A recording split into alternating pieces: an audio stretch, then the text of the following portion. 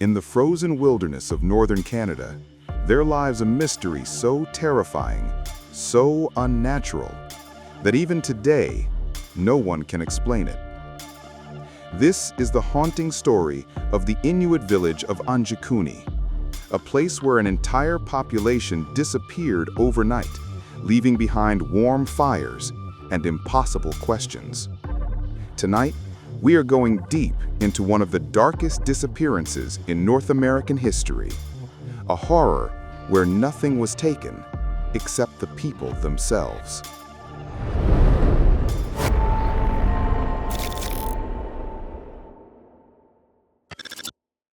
It begins in November of 1930.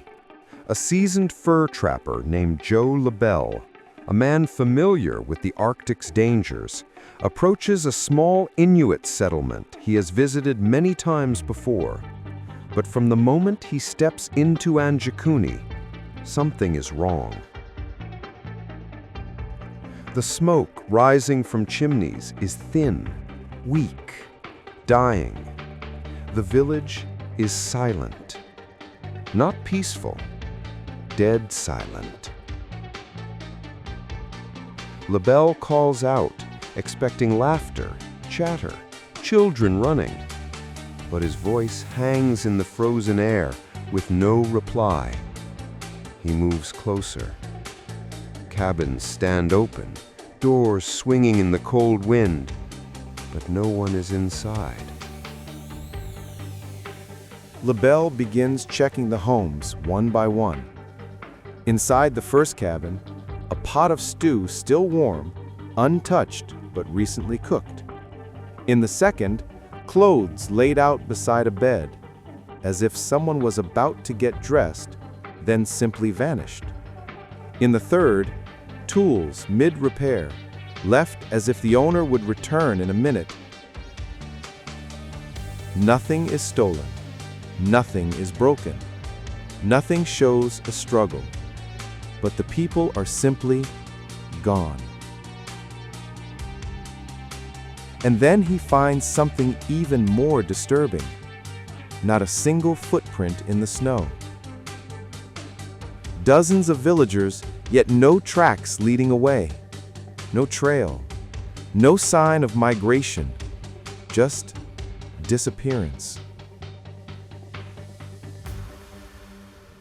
LaBelle, terrified, rushes to the nearest telegraph station and alerts the Royal Canadian Mounted Police.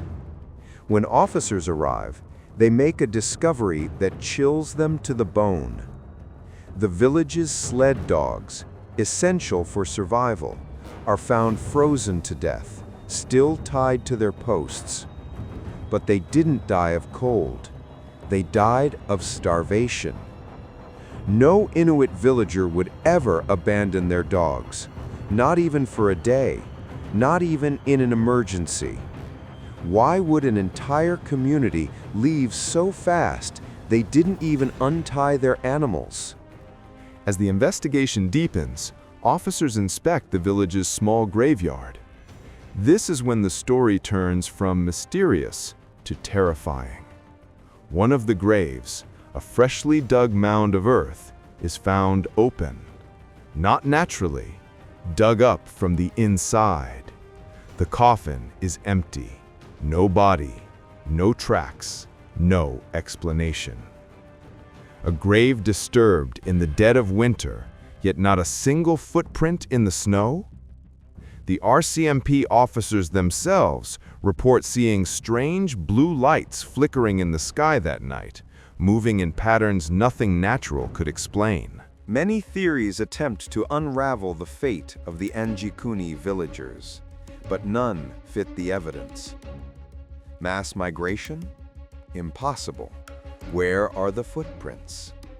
Starvation or epidemic? No bodies. Raiders or attackers? Nothing was stolen. Wild animals?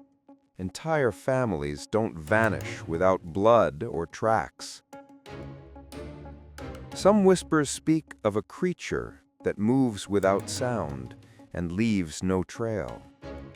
Others believe the villagers were taken by spirits of the land, angry for reasons we cannot understand. And then, of course, there are the lights. Were they a natural phenomenon or something watching from above? Even the government files eventually went silent, hidden, lost, forgotten. Today, Anjikuni stands as one of the coldest, darkest vanishings in history.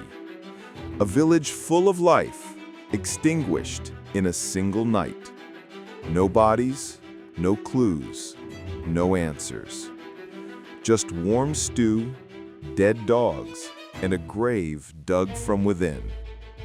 Some mysteries fade with time, but this one only grows more chilling. Because whatever happened in Anjikuni, it didn't leave footprints.